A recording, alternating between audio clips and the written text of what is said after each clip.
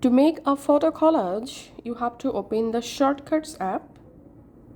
From Shortcuts app, you have to select Gallery. In Gallery, tap on Search and type your photo.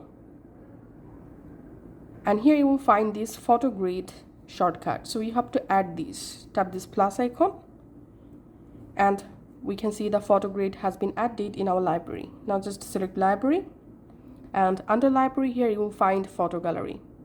Now all you have to need to make a photo collage or photo grid, tap on photo grid shortcut, and now go ahead and select one or multiple photos to make a photo collage.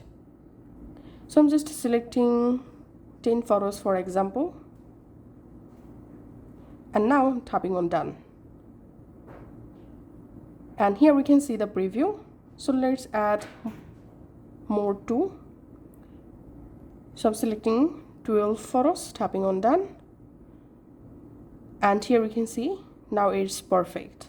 Now we have to save this, so tap the share icon and tap on save image. Now you can close this.